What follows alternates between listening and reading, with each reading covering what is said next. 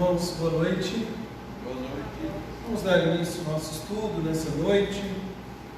Momento de aprendizado da Palavra de Deus, momento de conhecermos um pouco mais aquilo que o Senhor tem para as nossas vidas. Nós vamos começar, eu quero ler alguns textos. Abra sua Bíblia em Gênesis, capítulo 43.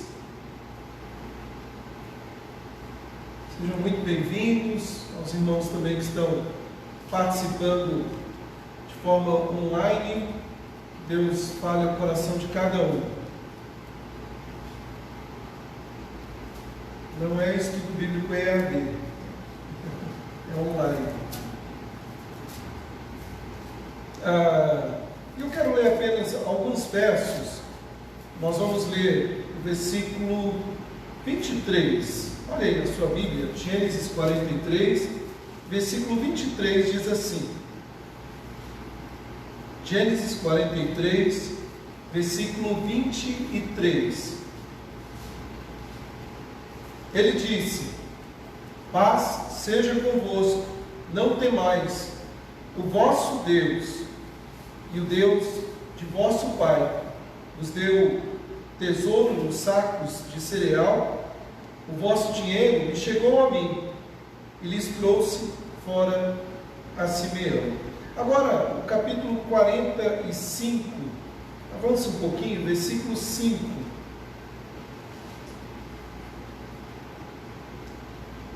Agora, pois, não vos entristeçais, nem vos irriteis contra vós mesmos, por me haverdes vendido para aqui, porque para a conservação da vida Deus me enviou adiante de vós. Agora o capítulo 50, verso 20, que é o mais conhecido nosso, nós já lemos há algumas semanas. Gênesis 50, 20.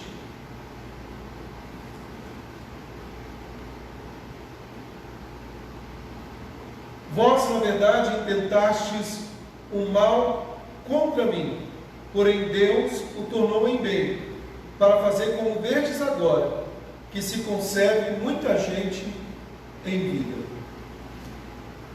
Eu fiz questão de ler esses 3 versículos de capítulos separados, porque eles falam da mesma coisa. Deus está cuidando de todas as coisas. Deus está no controle de todas as coisas. Ainda que os nossos olhos não vejam, o Senhor está direcionando todas as coisas. Nós vamos ficar de pé, nós vamos cantar o hino e logo em seguida nós vamos prosseguir com o nosso estudo nessa noite. Vamos ficar de pé? Vamos louvar o Senhor com este hino. Cada momento me guia, Senhor, e que possamos nos lembrar que o Senhor tem guiado as nossas vidas.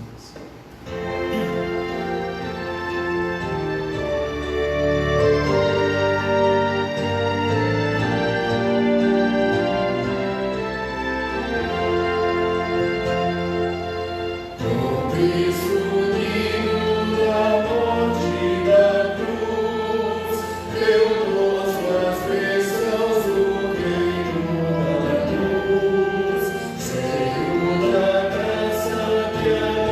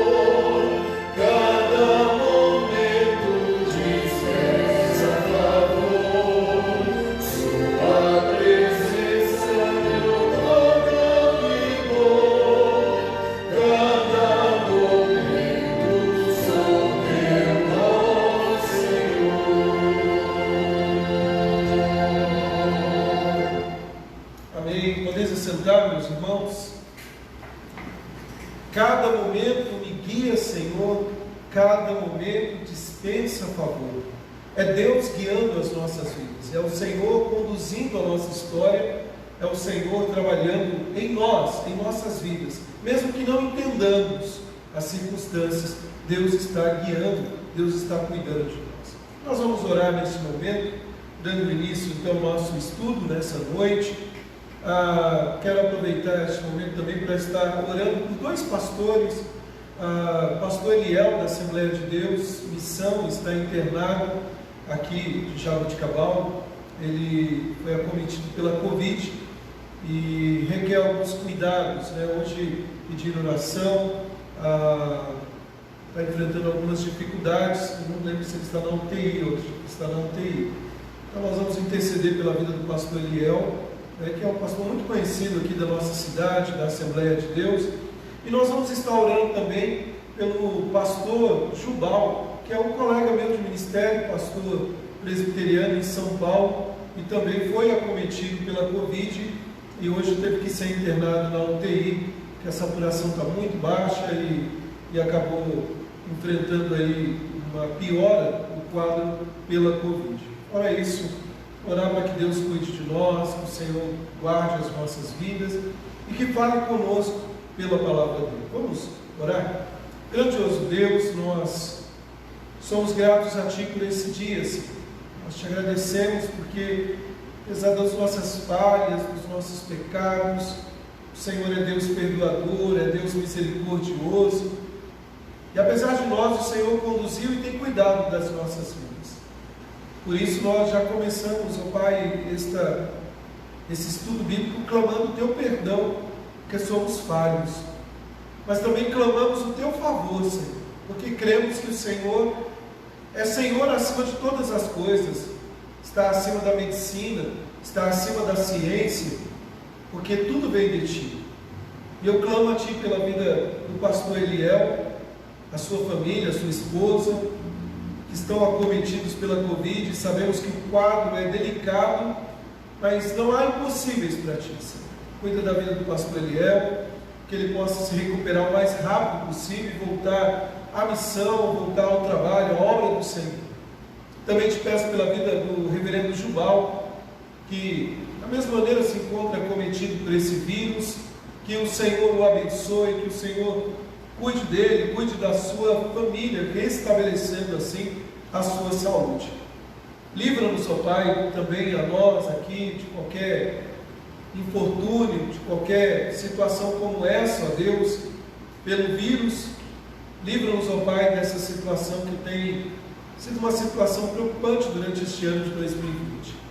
Pai, nós suplicamos a Ti que fale aos nossos corações através da Tua santa palavra, e que ao sairmos daqui, Senhor, saiamos com o desejo de conhecer mais e mais, nos tornarmos praticantes, fazendo isso tudo para a Tua glória, para o Teu louvor, para a Tua honra. Nós oramos em nome do Senhor Jesus Cristo. Amém. Meus irmãos, vamos deixar nossas Bíblias abertas lá em Gênesis capítulo 43. Nós chegamos então a este capítulo.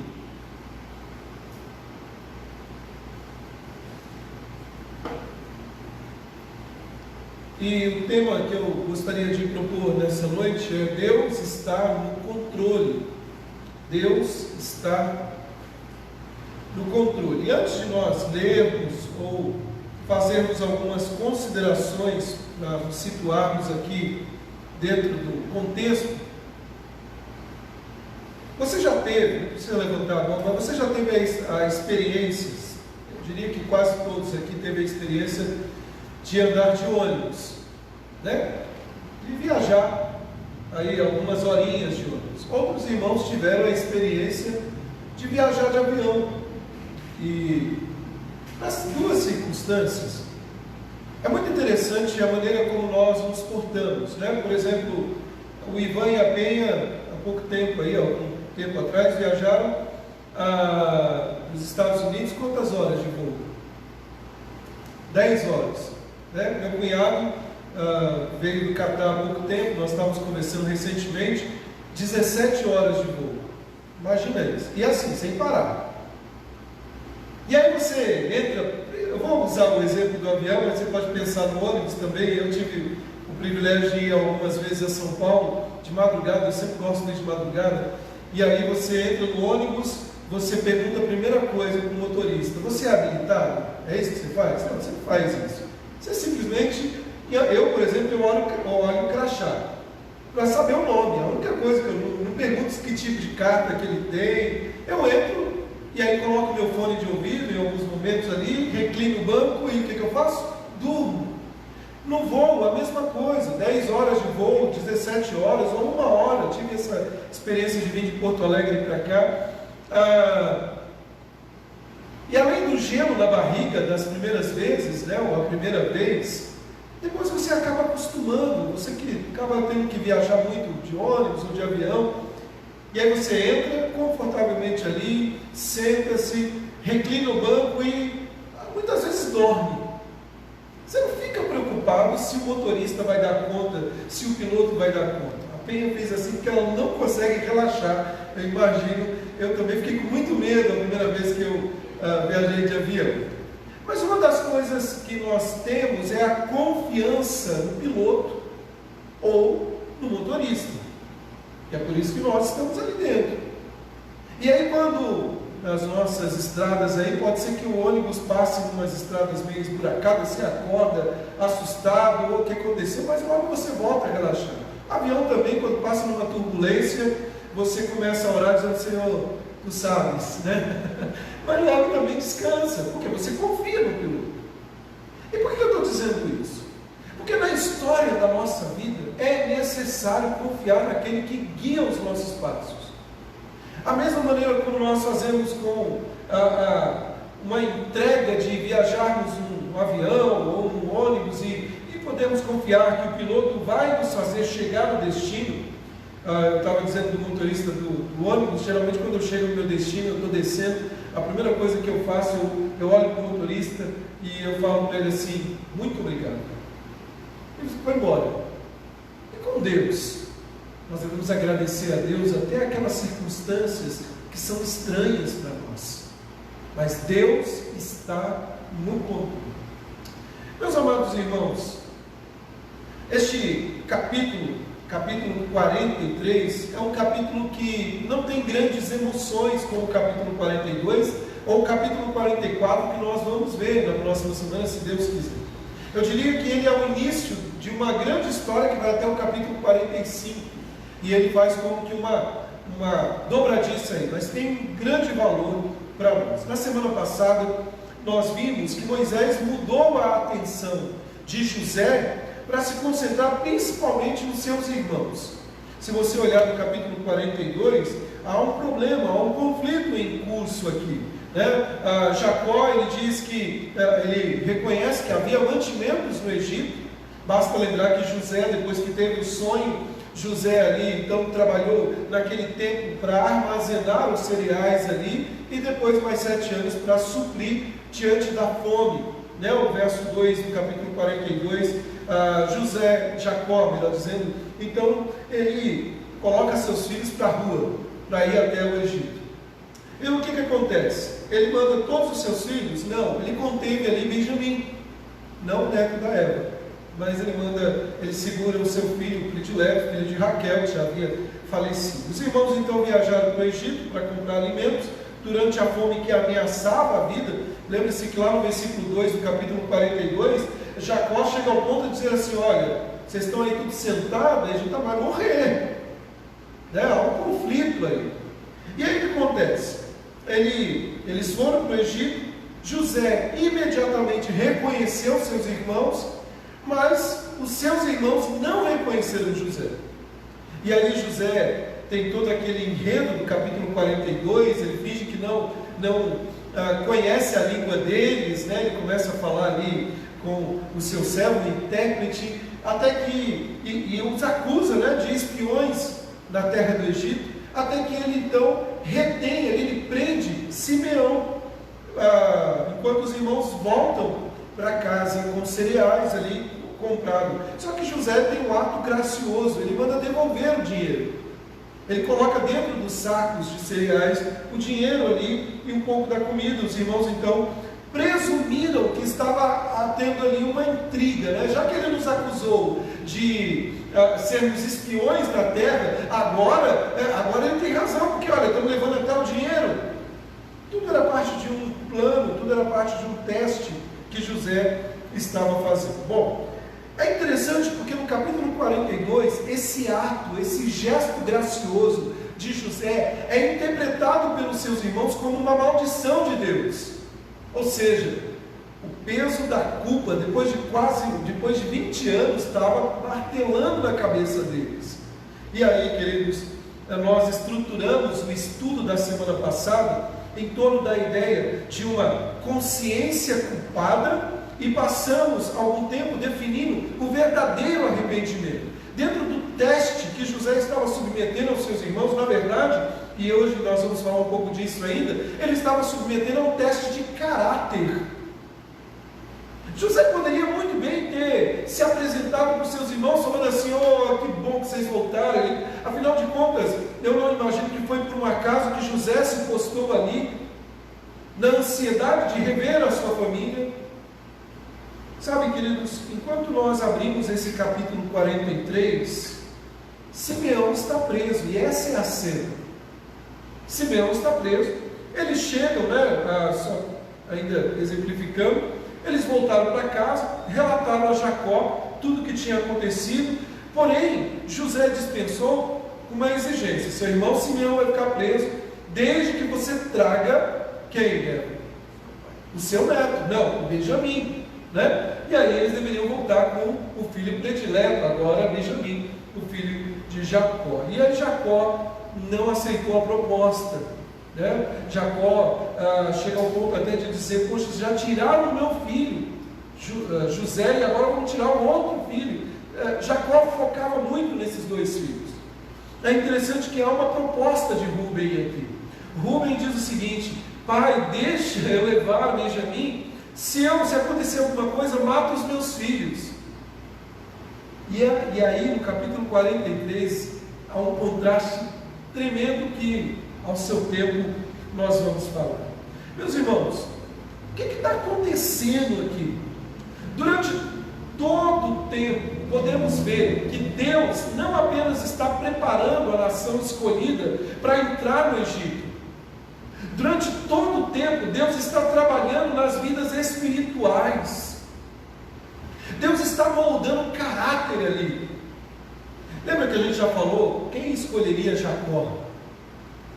A gente quer Israel. E vai ficar aqui no capítulo 43, muda o nome.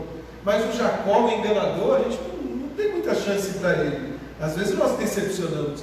Mas Deus está moldando, Deus está trabalhando no seu povo. Meus amados, nós vamos dividir o nosso estudo, a leitura do nosso texto, melhor dizendo, em duas partes. A primeira parte, do verso 1 até o versículo 14, entregando-se a Deus. Verso 1 até o verso 14. Vamos mesmo assentados, fazendo a leitura de maneira alternada. Eu leio os versículos ímpares e a igreja os versículos pares.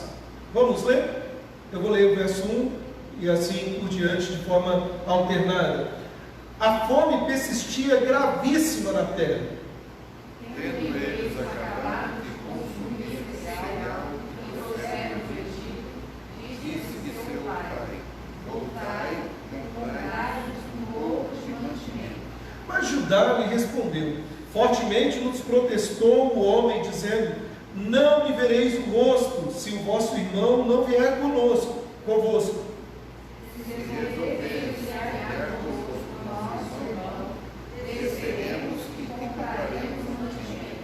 Se porém não o enviares, não desceremos, pois o homem nos disse: não me vereis o rosto, se o vosso irmão não vier convosco.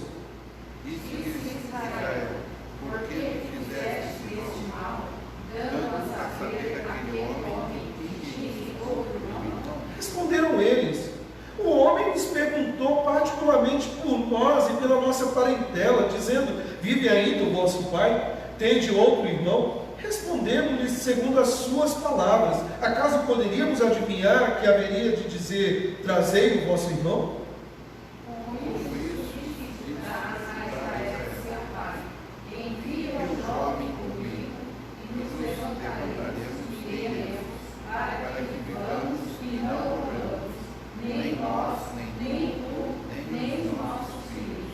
Eu serei responsável por ele, da minha mão o requererás. Se eu tu não trouxer e não tu puser a presença, serei culpado para contigo para sempre. Se não nos tivesse livrado, já estaríamos com certeza com vossa segunda vez.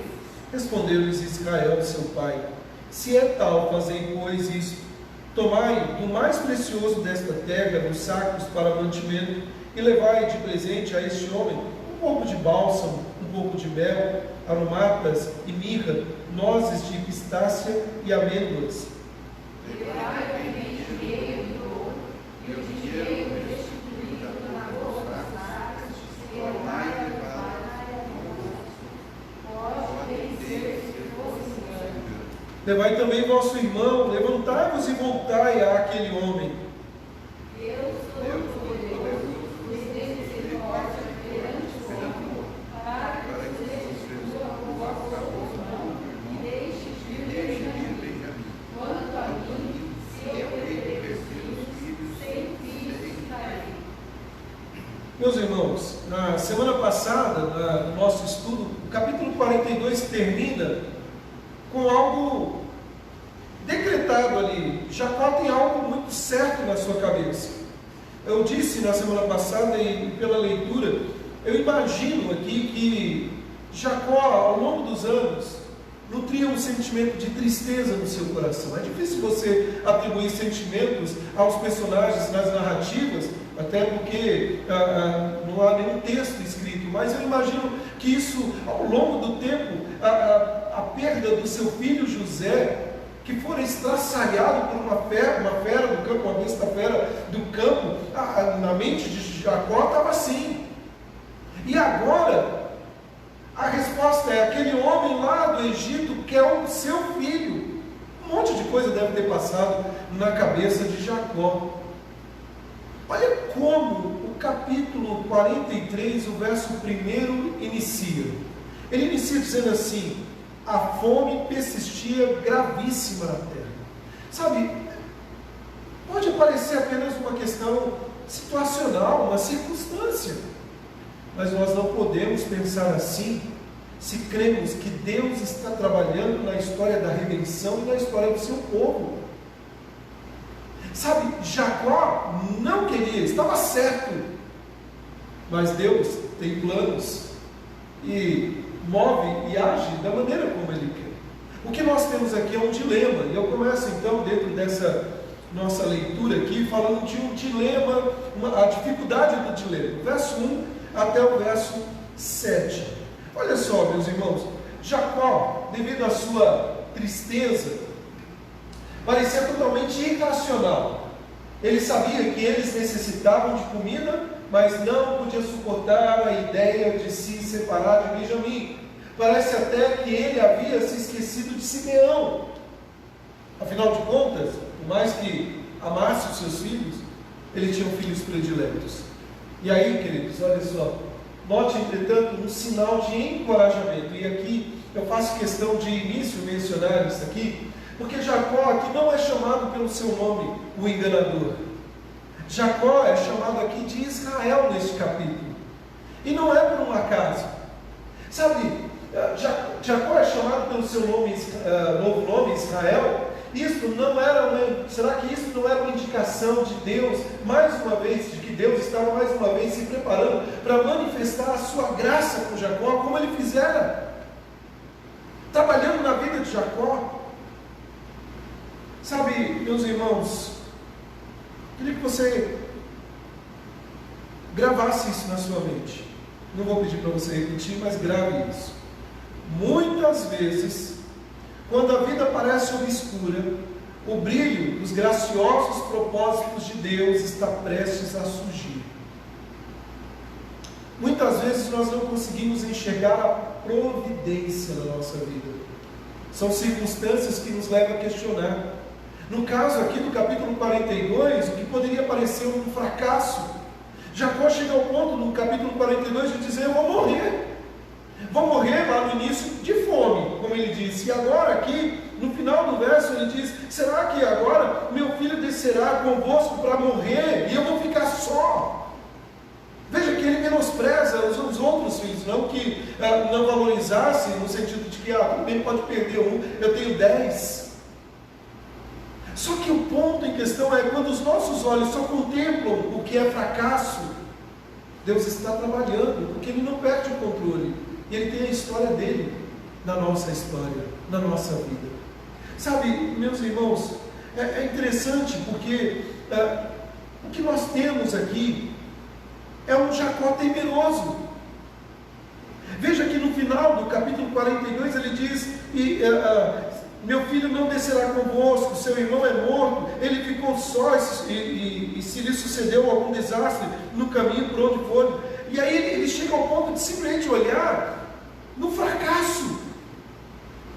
Só que o capítulo 42, ao invés das coisas pelo menos dar uma assentada, uma acomodada, vamos dizer assim, o capítulo 43 inicia com uma informação mais desastrosa: a fome apertou. Sabe, eu pensei sobre essa expressão, a fome. Nós falamos volta e meia: eu estou com fome. Principalmente algumas criaturas que habitam na minha casa, minhas filhas. Volta e meia, né? Nós mesmos: eu estou com fome, preciso comer, mas nós não sabemos o que é a fome. A fome mesmo, de não ter o que comer. Talvez até alguns dos irmãos tenham passado por situações difíceis. Eu mesmo passei na minha infância. Mas o contexto nos mostra aqui, queridos, que a fome persistia. E aí o versículo 2 diz que, tendo eles acabado de consumir o cereal que trouxeram do Egito, disse do seu pai: olha que interessante, voltai, comprai um pouco mais de mantimento. Nós não sabemos quanto tempo passou do capítulo 42 ao capítulo 43. Não sabemos quanto tempo eles consumiram aqueles cereais. Agora, o que chama a atenção é o seguinte: parece que ele não se deu conta daquilo que seus filhos tinham falado. Nós só vamos voltar se com uma condição. Qual a condição? Se Benjamim for conosco. Aí o versículo 3 entra em cena, e aqui é marcante isso: um homem chamado Judá. Judá então respondeu: fortemente nos protestou o homem, dizendo: não me vereis o rosto, se o vosso irmão não vier conosco. Essa palavra protestou aqui, ela pode ser traduzida como fortemente testificou, afirmou categoricamente. E aí, queridos, o versículo 4 diz: se resolveres enviar conosco o nosso irmão, desceremos e te compraremos mantimento. Se porém não enviares, não desceremos, pois o homem nos disse: não me vereis o rosto, se o vosso irmão não vier conosco. Sabe, queridos, nesse momento, Judá faz o primeiro gesto de auto-sacrifício pela sua família. Eu não continuei na leitura do texto, mas isso fica nítido para nós. Judá quebrou o impasse ao assumir a responsabilidade do bem-estar de Benjamim, de se colocar no que poderíamos chamar na brecha ali, de dizer: eu sou responsável por ele. Sabe, agora, quando eu falo o nome Judá, o que te vem à mente? Olhando para frente, Jesus. Nós sabemos disso, é da tribo de Judá que viria o Messias, fato. Mas olhando para trás,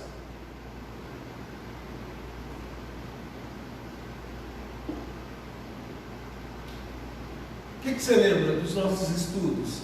Capítulo 38.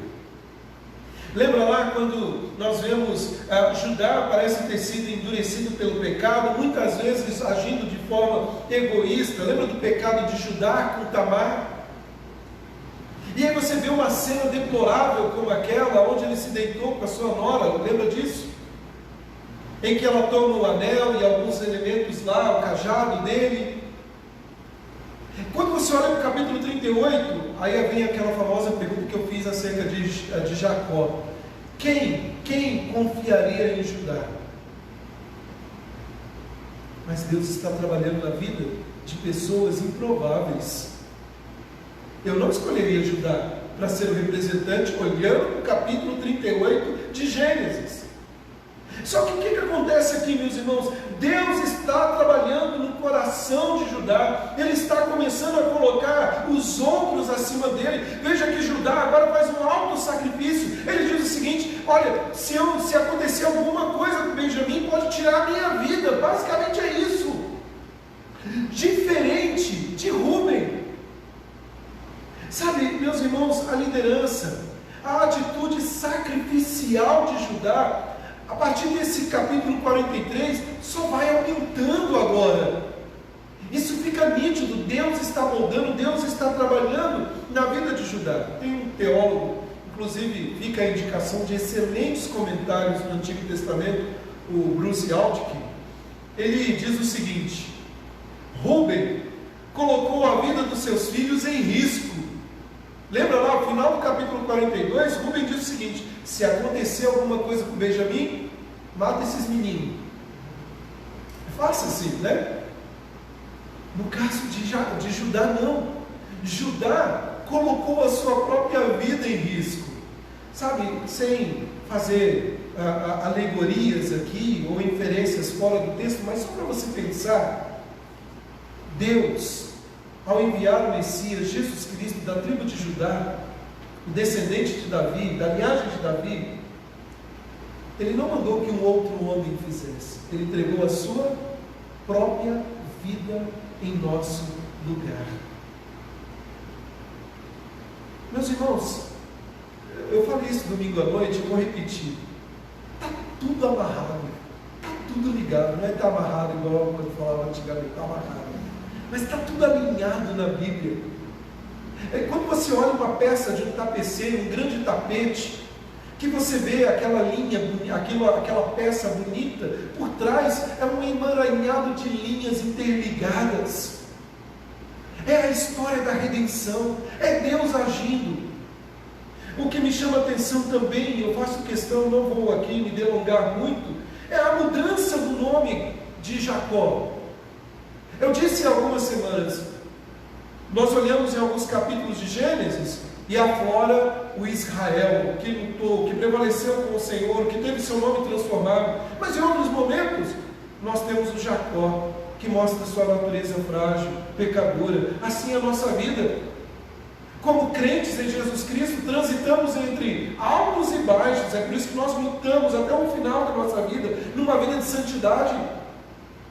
Sabe, meus irmãos, esses nomes ao longo da Bíblia, os nomes mudados, a única explicação que a Bíblia nos dá para mudar o nome de uma pessoa está relacionado à nova missão e o propósito de vida. Tanto no Antigo quanto no Novo Testamento, quando Deus transforma, quando Deus muda o nome de alguém, não é mudar por capricho, como fazia os reis pagãos, para talvez até em homenagem às suas divindades. Deus faz porque Ele tem um propósito, Ele tem uma missão. Foi assim com Pedro, foi assim com Paulo, foi assim com Jacó. E aí, queridos, então, primeiro nós vemos uma cena que é uma cena preocupante. Jacó não quer abrir mão de Benjamim. Mas por outro lado, o que está acontecendo? A barriga está com fome. Entra Judá, e Judá faz uma proposta, e ele fala: olha, eu cuido, eu me torno responsável por ele. E aí vem o que a gente pode chamar da fiança de Judá. A gente já tem batido nessa tecla, do verso 8 até o verso 10. Judá, ele parece ter crescido em caráter e confiança. A sua ação era adequada, uma vez de que, a gente não pode esquecer disso, quem que teve a brilhante, entre aspas, ideia de vender José? Capítulo 37, versos 26 e 27. Alguém pode ler para nós essa brilhante ideia? Para não matar José, eu vou dar essa ideia.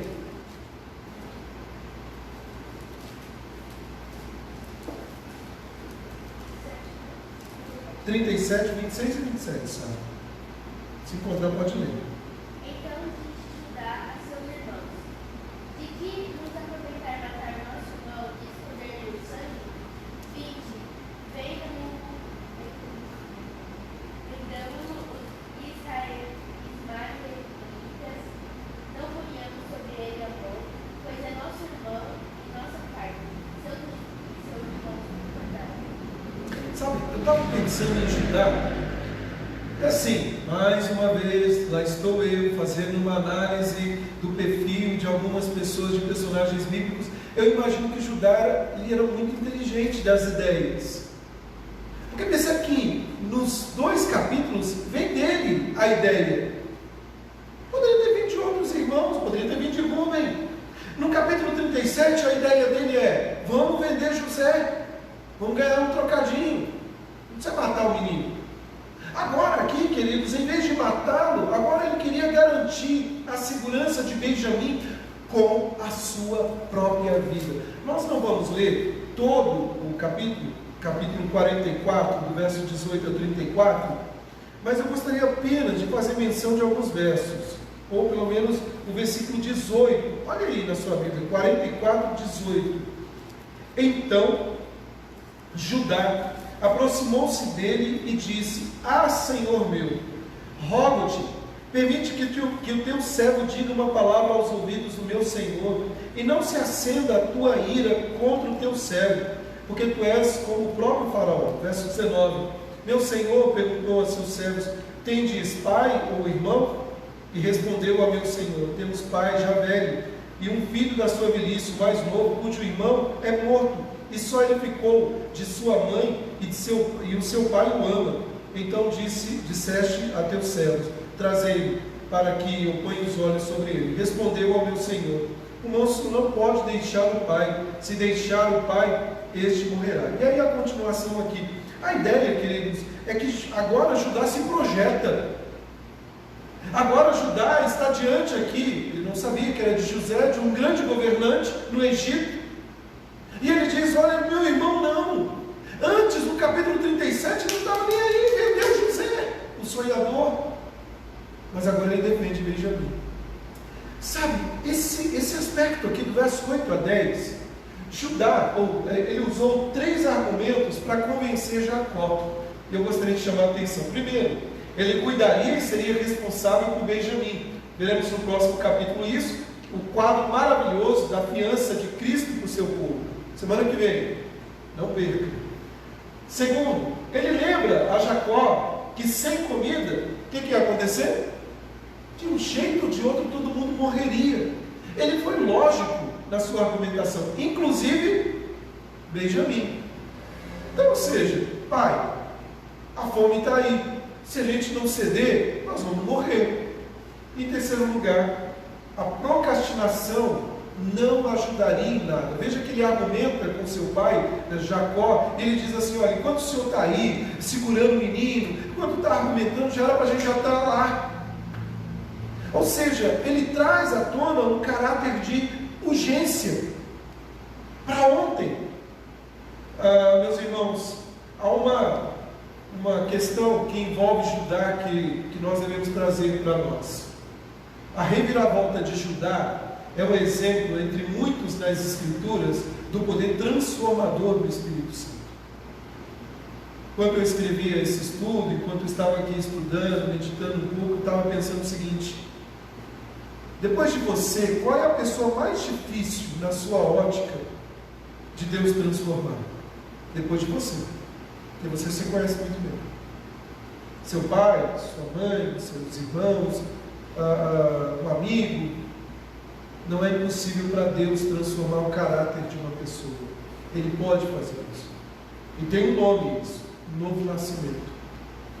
O Senhor está moldando a vida de Judá. Porque não dava para Judá ser o representante de uma linhagem messiânica como o velho homem. Necessárias mudanças. Sabe, meus irmãos, quando nós olhamos para esse texto, então nós vemos o temor no sentido da dificuldade. Nós vemos aqui a fiança, né? Ou seja, Judá se posiciona agora diante da inconsistência, da fé inconsistente de Jacó, nós vemos a graça de Deus agindo, usando a vida de Judá. Jacó ali, ele se agarrou nos seus filhos. E aí vem um outro ponto interessante. Se nós não tomarmos cuidado, nós podemos transformar filhos em ídolos.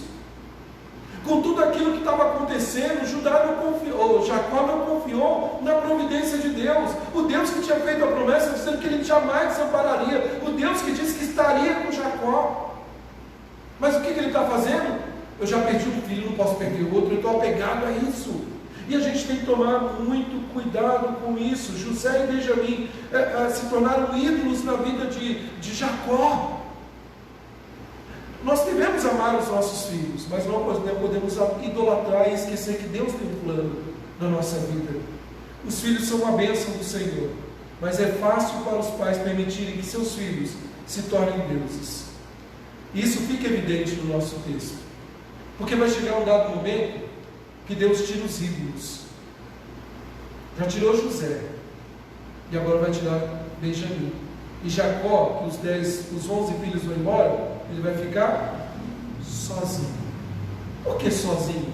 Estou até me adiantando aqui. Porque ele deveria confiar no Deus que fez a promessa. Às vezes Deus faz isso com a gente. Deus nos tira tudo, entre aspas. Porque tendo Deus nós temos tudo. Para mostrar que a única coisa que nós necessitamos é do quê? É dele. Segundo lugar, queridos, então, ainda, continuando aqui, e aí, verso 11 até o verso 14, então, a decisão de Jacó. Jacó, então, argumentado ali, né, o Judá argumentou com ele. Jacó, então, do verso 11 a 14, ele tem uma decisão. E aí, 3 coisas merecem aqui a nossa atenção. Em primeiro lugar, Jacó tomou todas as devidas e possíveis precauções para que a viagem tivesse sucesso. E o que ele fez? Um valioso presente, ainda disponível em Canaã, foi enviado junto com eles. A confiança em Deus não nos impede de usar a sabedoria e do nosso melhor esforço. Isso te lembra alguma coisa? Enviar presentes. Jacó enviando presentes. Lembra quando Jacó estava com medo do seu irmão Esaú? E aí naquele encontro com Esaú, o que ele fez? Vou mandar os presentes na frente. Jacó foi mudado como Israel, mas ele ainda age da mesma maneira em alguns momentos, com estratégias. Logicamente aqui o que nos chama a atenção é a sabedoria dele. Ou seja, ele vai se precaver de todas as medidas para que o seu filho querido não fique lá. Porque já perdeu Simeão, já perdeu José. Segundo lugar, queridos, Jacó insistiu para que eles fossem honestos em tudo que fizessem.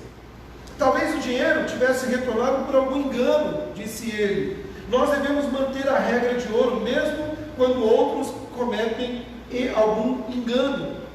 Lá no capítulo 42, quando eles abriram os sacos de cereais, tinha lá o dinheiro que foram mandado de volta. E eles ficaram assustados com aquilo. E eles estavam com medo mesmo. Tanto é que no capítulo, na continuação, eles vão chegar lá. A primeira precaução é devolver aquele dinheiro. E Jacó teve essa preocupação de devolver. Mas em terceiro lugar, queridos, que me chama a atenção é que no caso de Jacó, ele colocou toda a sua esperança e alegria no bem-estar deles. No caso dos filhos, ele os protegia como se fosse a sua própria vida, com a sua própria vida. E aqui eu enfatizo José e no caso Benjamim. Eles protegia, né? Ele deveria ser uma coisa boa, mas longe demais. Ele perdeu tudo por causa da sua ambição. Eu achei interessante um comentarista chamado James Boyce. Ele disse o seguinte: quando ele desiste de Benjamim, o que resta? É tudo, doravante, para Jacó, um exercício de mera e simples fé. Duradouro, como se ele visse aquele que é invisível. Eu estava lendo esse comentarista e aí lendo aqui o texto bíblico, uma frase que me veio na mente foi o seguinte: era necessário Jacó ficar sozinho. Porque muitas vezes aquele apego todo, não, mas ainda tem Benjamim, já não era uma criança, era um rapazinho, estava com ele ali, o ajudava, é o meu filho querido. Sabe, eu ia colocar uma frase para nós, acabei não colocando. Jacó teve que ser deixado totalmente sozinho para que pudesse confiar somente em Deus. E aí coloquei o seguinte: talvez você tenha sido endurecido pelo pecado como Judá no passado. Como Jacó, seu coração se esfriou para Deus devido às suas circunstâncias, ou seja, perdas e fracassos. Agora, quando temos um verdadeiro senso do nosso pecado, começamos a detectar os nossos ídolos. Quando entregamos nossos ídolos a Deus, ganhamos a alegria insuperável de sua ou da nossa salvação. Ou seja, eu perco tudo, mas não posso perder o mais essencial, a presença de Deus, a salvação em minha vida. Então, queridos, quando nós nos rendemos a Deus, e a cena destes primeiros 14 versos nos mostra isso, uma rendição. Os filhos partiram, todos. Jacó ficou sozinho, no sentido de não ter mais os seus filhos ali. E aí vem então a segunda lição que nós podemos experimentar: paz e misericórdia de Deus. Vamos continuar lendo verso 15 a 34, de maneira alternada, do capítulo 43. Tomaram, pois, os homens os presentes, o dinheiro em dobro e a Benjamim, levantaram-se, desceram ao Egito e se apresentaram perante José. Vendo José a Benjamim com eles, disse ao despenseiro de sua casa: leva estes homens para casa, mata-lhes e prepara para tu, pois estes homens comerão comigo ao meio-dia. Fez ele como José lhe ordenara e levou os homens para a casa de José. Os homens tiveram medo, porque foram levados à casa de José e diziam: é por causa do dinheiro que a outra vez voltou o saco salarial para nos acusar e a vender contra nós, escravizados por amar nossos bens. E se chegaram ao mordomo da casa de José, lhe falaram à porta. Já uma vez descemos a preparar-nos dinheiro. Quando chegamos à estalagem, abrimos os sacos de cereal, eis que o dinheiro de cada um estava na boca do saco de cereal, nosso dinheiro intacto, tornamos a trazê-lo conosco. Trouxemos também outro dinheiro conosco para comprar-nos dinheiro. Não sabemos quem tem o nosso dinheiro, sacos de cereal. Ele disse: paz seja convosco, não temais. O vosso Deus, o Deus de vosso pai, vos deu tesouro nos sacos de cereal. O vosso dinheiro me chegou a mim, e lhes trouxe fora a Simeão. Depois levou o mordomo aqueles homens à casa de José e lhes deu água, e eles lavaram os pés, também deu ração aos seus jumentos. Então prepararam o presente para quando José viesse ao meio-dia, pois ouviram que ali haviam de comer.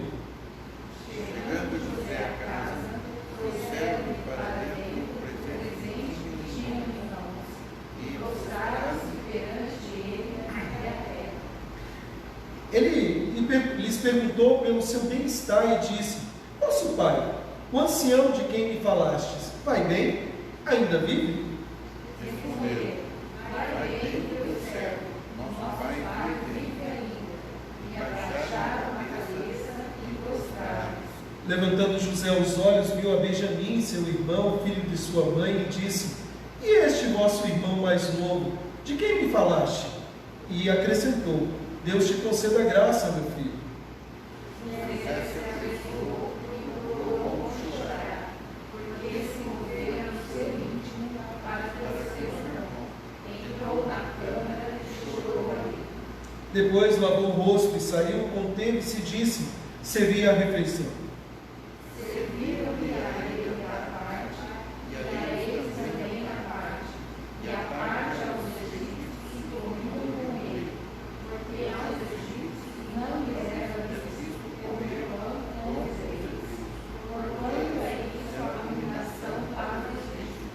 assentaram-se diante dele. O primogênito segundo a sua primogenitura, e o mais novo segundo a sua menoridade. Disto os homens se maravilharam entre si. Então lhe apresentou as porções que estavam diante dele. A porção de Benjamim era 5 vezes mais que as de qualquer deles. E eles beberam e se instalaram no meio.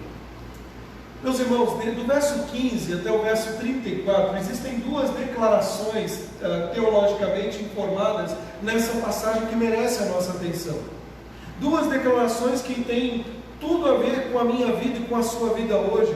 Duas declarações que têm tudo a ver com a nossa jornada em Jesus Cristo. Duas palavras que eu já fiz questão de mencionar no início aqui: paz e misericórdia.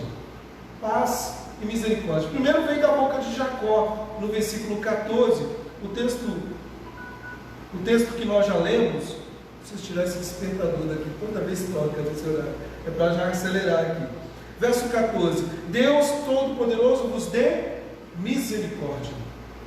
A segunda palavra que aparece aqui está lá no verso 23 e vem do mordomo de José, quando ele diz paz. É interessante porque nas palavras do mordomo aqui, essa palavra ecoa no tempo e no espaço. Paz seja convosco, não demais.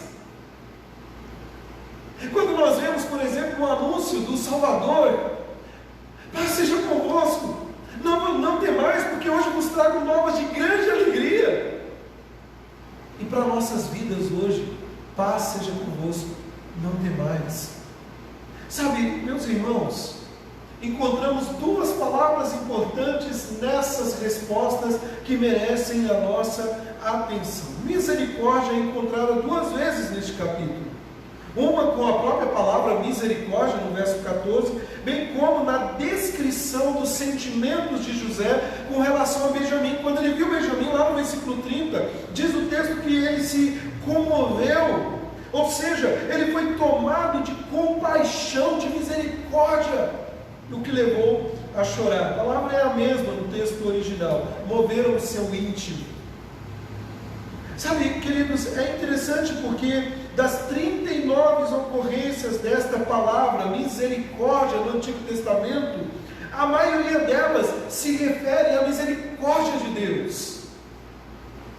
E nesse momento, por mais que nós vemos a oração de Jacó clamando pela misericórdia de Deus, e José agindo de misericórdia ali, ao que leva a se comover, nós não podemos nos esquecer que Deus não muda, e Ele continua agindo com misericórdia. O profeta Jeremias, quando viu a desolação do seu povo, ele sente as pernas tremerem, e aí lá em Lamentações, no capítulo 3, ele diz: quero trazer a memória o que pode me dar esperança. E ele chega ao ponto de dizer: as misericórdias do Senhor duram uma vez ao domingo, quando nós vamos no culto, amém? Porque tem gente que às vezes pensa assim, mas as misericórdias do Senhor não têm fim. Grande é a sua fidelidade. A segunda palavra que aparece aqui é paz. E é interessante que também aparece duas vezes no texto. No versículo 24, 23 aqui, deixa eu só confirmar, 23, ele diz: paz seja convosco. E no versículo 27 aparece com a expressão bem-estar, né? Ou e bem, né? Seu pai está bem? Ele quer saber do bem-estar, ou seja, vocês estão em paz? É a mesma palavra. Ou seja, o que está acontecendo aqui? O que nós vemos aqui? Deus está começando a trazer paz a uma casa que estava devastada e dividida pela corrupção. Porque se a gente voltar, é só problema na casa de José, de Jacó, ou não? É só problema. Nos dias de hoje dá para colocar casos de família. É um filho que usurpa o lugar do pai, Rubem. É um outro que arma um jeito, se deita com a nora. É só problema. É um Jacó que volta e meia está fazendo jus ao seu nome. Tem conserto para essa casa? Tem. porque Deus está no controle. E eu te pergunto, aproveitando aqui, tem conserto para a tua casa? Só meia dúzia que falou que tem. Tem sim. É Deus. Sabe, mas voltando para o nosso texto, vamos olhar dentro de algumas divisões, verso 15 a 25. Medo. Esse é o cenário que nós temos. Temor. Eles saíram de casa, levaram Benjamim dentro de uma cúpula de vidro, a preocupação. E aí, chegam lá no Egito, e o temor se apodera deles. Meus irmãos, José, ele estava ansioso para ver Benjamim, enquanto esperava o retorno dos seus irmãos para o Egito. A verdadeira razão para que José exigisse o retorno com Benjamim, como eu disse no início, era um teste, e agora isso fica muito claro no texto, era um teste de caráter deles. Será que eles tinham assassinado Benjamim? Porque era o filho querido de Jacó. Será que eles tinham vendido Benjamim como fizeram com José? Porque gostaram do negócio? Davam uns trocadinhos? Era filho de Raquel mesmo? Já vendemos um. Queria matar. Sabe, meus irmãos, será que eles ainda estavam ressentidos, cheios de inveja? Somente tendo conhecimento disso é que José saberia como agir. Para nós, tempos depois, lendo esse texto, uma leitura rápida, pode até não ficar tão evidente, mas há toda uma trama aqui. E não é uma trama que da engenhosidade humana meramente fria e calculista. É Deus agindo e impulsionando para que acontecesse desse jeito. E aí, meus irmãos, quando eles foram trazidos ao palácio, quando eles foram trazidos ao palácio de José, o texto diz aqui, eu acho muito interessante isso que aparece no nosso texto. Olha lá, o verso 18. O que eles sentiram? Os homens tiveram medo. Ou, numa outra versão, na NVT, aparece a expressão, ficaram apavorados. Ou, na minha versão, eles ficaram amarelos, sem cor. Parece que tinham visto um fantasma. Na minha versão, na minha cabeça. Na verdade, este medo que eles estavam tendo era a culpa que não os deixava imaginar que algo bom aconteceria. Sabe quando você faz alguma coisa, o dinheiro que voltaram com eles para Canaã não foi culpa deles, ok, mas lembra lá no capítulo 42 que ele falou, Deus deve estar irado, e por isso que ele está pesando a mão? Isso vinha à tona na mente deles. Eles ficaram apavorados, eles temiam serem acusados de roubo, de terem roubado dinheiro, trouxeram agora ali para comprar mais grãos, talvez de fato serem acusados, como José os acusou de espiões. E antes deles entrarem na presença de José, a primeira atitude foi reconhecer, e eles tentaram explicar para o mordomo o que tinha acontecido. Sabe, o que me chama a atenção aqui é que a cor deles voltaram quando o mordomo falou, não, está tudo certo. O medo foi passando, O mordomo tranquilizou, mas não tranquilizou só com as palavras. Aí o que acontece na cena aqui? Manda trazer Simeão, tira ele da prisão e trouxe Simeão. Sabe, meus irmãos, Simeão então, eles devem ter se abraçado ali e já começaram a respirar um pouco mais, enquanto eles estavam ali sendo preparados para jantar com José. E aí, mais uma vez, nós vemos que os irmãos interpretam mal tudo por trás de uma lente, de uma culpa, de uma consciência culpada. Eles veem o julgamento de Deus por trás de todas as coisas. A resposta do servo ali, no verso 23, a menção do Deus de vossos pais é significativa no texto. Porque olha só,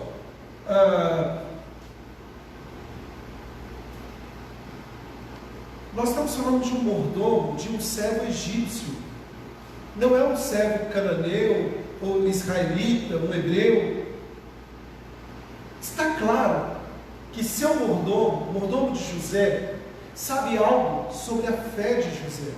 José ensinou a este homem uma ou duas coisas, seja pelo preceito ou pelo exemplo. Primeiro, José tinha se casado com uma moça do povo hebreu? Não, uma egípcia, com uma cultura diferente da dele. Mas isso, o que me chama a atenção aqui, queridos, é na fala do mordomo, quando ele diz: o teu Deus, o Deus de vosso pai. Capítulo 26, há essa expressão no verso 24, capítulo 28, verso 13, capítulo 31, verso 29, capítulo 46, verso 3, isso vai sendo significativo, o Deus de vosso pai, através do testemunho. Sabe, o que me chama a atenção, e é certamente significativo isso, que José está ali no Egito, em terra estrangeira, à semelhança de Daniel, mas ele continuou professando a sua fé no Salvador, ou no Senhor. Sabe, isso é significativo, que o mordomo de José entendesse algo sobre a natureza da aliança de Deus, o Deus de nossos pais. Agora está claro que o mordomo sabe algo sobre a fé de José. E aí eu trouxe um comentário, eu não vou ler todo aqui, só por uma questão de tempo. Calvino, ele faz um comentário sobre esse texto que eu acho muito significativo. Ele diz assim, abre aspas: a menos que ele tivesse aprendido algo melhor, ele nunca teria atribuído uma honra tão grande a quaisquer outros deuses do que o seu próprio país. Além disso, ele não atribui o milagre ao Deus da terra de Canaã, mas ao Deus peculiar de seu pai. Eu, portanto, não duvido que José, embora não tivesse permissão para corrigir qualquer coisa abertamente das superstições recebidas, se esforçou, pelo menos em sua própria casa, para estabelecer a verdadeira adoração do único Deus, e sempre manteve firme a aliança a respeito do qual, quando menino, ele tinha ouvido seu pai falar. Fecha aspas. É significativo, o Deus dos nossos pais. Mas aí, vamos continuar aqui. O que acontece? Vem o jantar. Eu estava pensando aqui na leitura desse texto algumas coisas bem engraçadas até. Porque o capítulo começa com o quê? Fome. Não é? Fome. Mas não é uma fome qualquer, é uma fome extrema, severa. E agora onde que eles estão? Comendo caviar. Não é caviar, mas eles estavam na mesa ali. O que chama a atenção, queridos, também, uma outra questão é do medo. Agora eles estão ali na mesa. Olha só, nesta cena, nós vemos que o amor de José e sua família não havia se esfriado. Ele perguntou a respeito de seu pai, e ao ver o seu irmão mais novo, Benjamim, o que aconteceu? Mais uma vez ele se retirou para chorar. Como já podemos notar, José não estava brincando de alguma maneira com seus irmãos, e nem mesmo queria desnecessariamente impor medo deles. O seu amor era mesclado com sabedoria. Abraçar os seus irmãos, sem ter conhecimento do caráter deles, seria um convite a futuros problemas. José estava colocando seus irmãos à prova. Finalmente agora, 22 anos depois, o sonho de José se torna realidade, quando todos os seus 11 irmãos, o que eles fizeram no verso 28? Se curvaram diante dele. Nós vemos José se desculpar pela segunda vez, porque ele tem que se retirar para chorar, que demonstra o seu sentimento pela sua família. Em meio de uma grande fome, ele abençoa os seus irmãos famintos com um banquete. José oferece uma refeição para eles. José oferece para eles um banquete. Mas José está chamando à mesa homens que o venderam como escravo, que queriam matá-lo. Agora, eles estão sentados à mesa para comer com José. A posição de José ali no Egito não removeu os seus sentimentos pela sua família. O sucesso não subiu para a cabeça para ignorar a família. Pelo contrário, ele trata com doçura, diferente da primeira cena, no capítulo 42, que ele trata com certa aspereza. Apesar desse tratamento preferencial, a palavra do mordomo realmente se tornou realidade. Paz! Vocês agora estão assentados à mesa porque estão em paz. Isso te lembra alguma coisa? Nós éramos inimigos de Deus. E agora em Jesus Cristo nós somos reconciliados. E nós temos o que com Deus? Romanos 5:1. Nós temos alegria? Nós temos alegria com Deus. Mas não é alegria que está lá em Romanos 5:1. Nós temos paz com Deus. E podemos comer junto ao Senhor à mesa, porque temos paz com Deus. Sabe, meus irmãos, é interessante que os irmãos de José tenham recebido o benefício da afeição, embora eles não tivessem ideia de quem ele era. Mas aí vem, para a gente terminar aqui, o teste.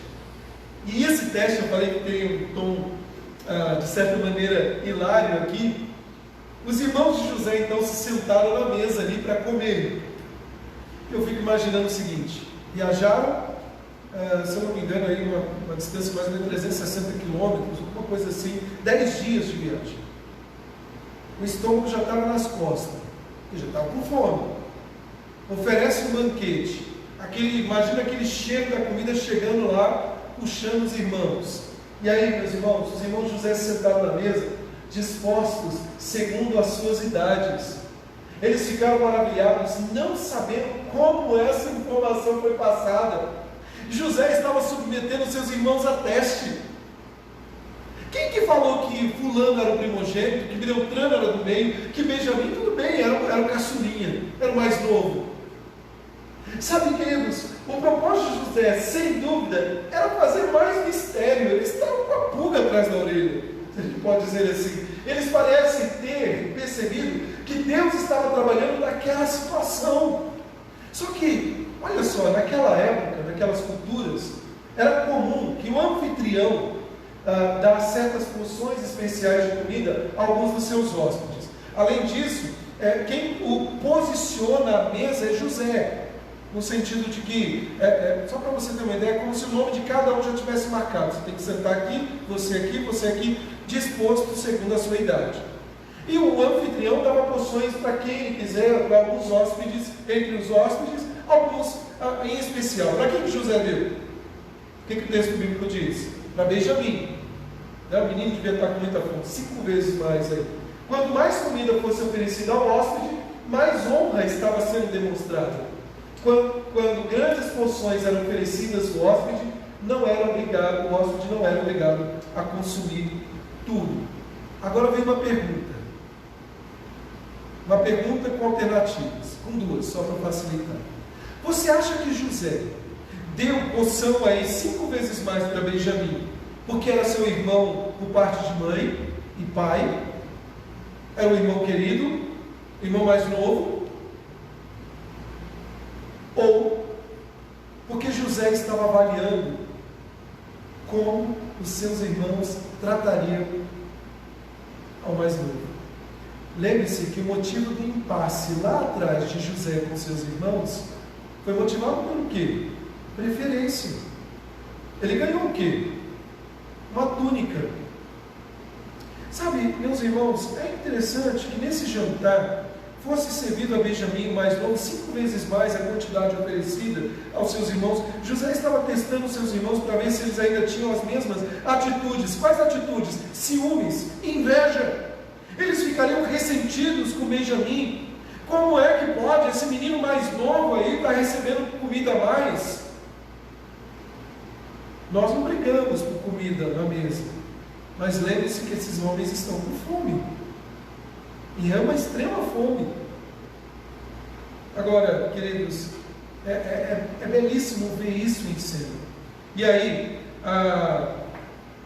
eu quero caminhar aqui na conclusão.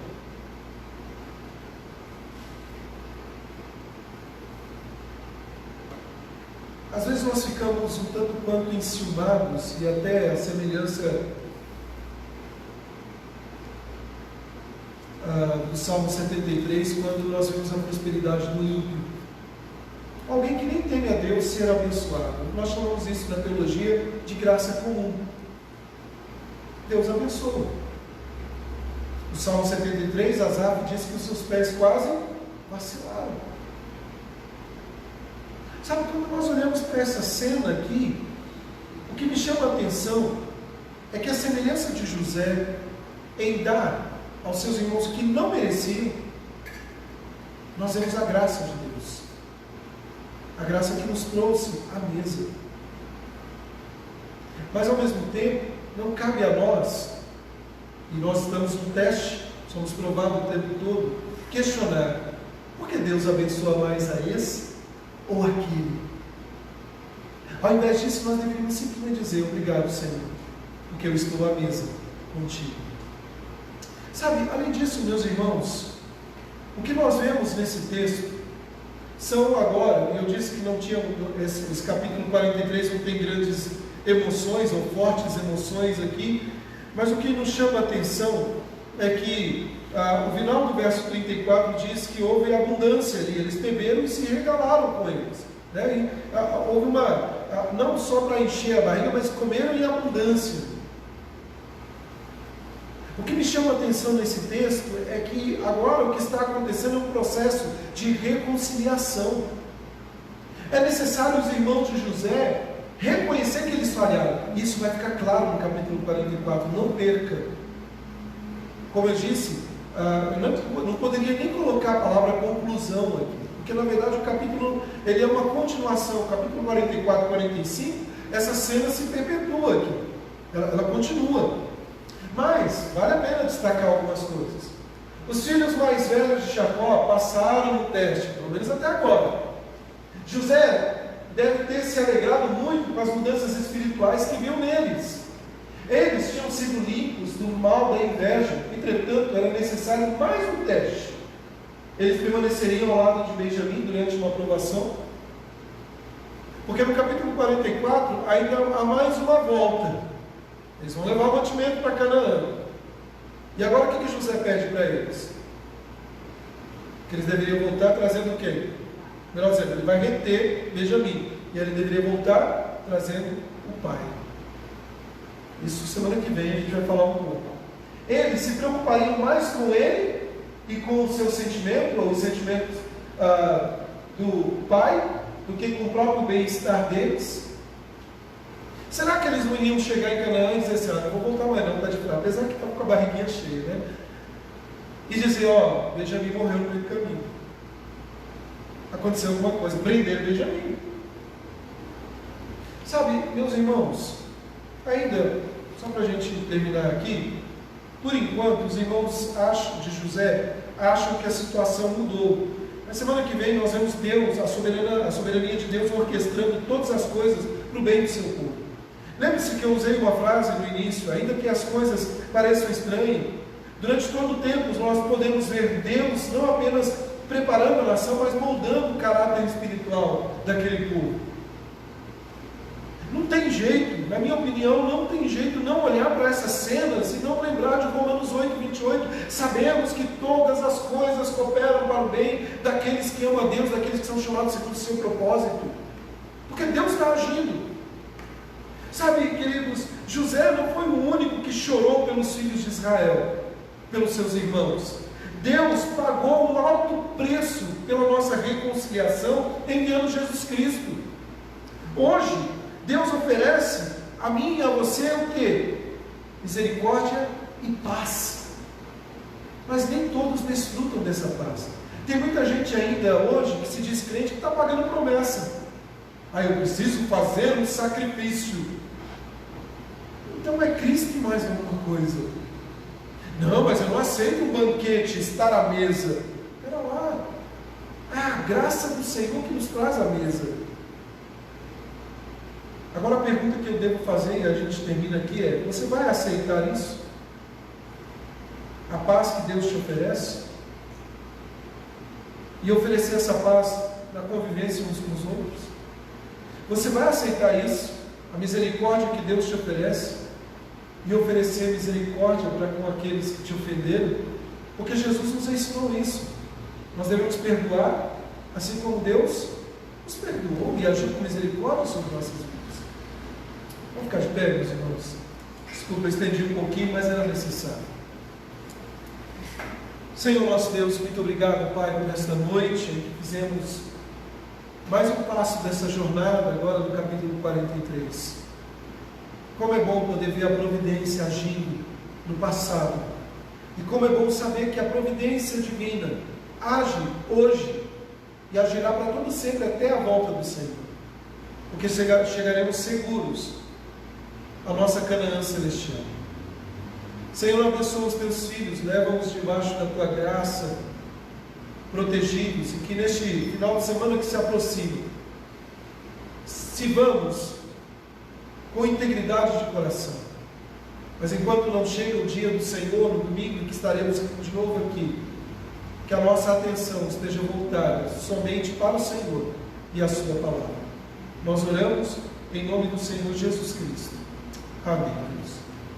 Meus irmãos, Deus abençoe, uma ótima sexta-feira e até no próximo, até domingo, se Deus quiser. Domingo, né? Domingo. Pode dar um abraço na sua família.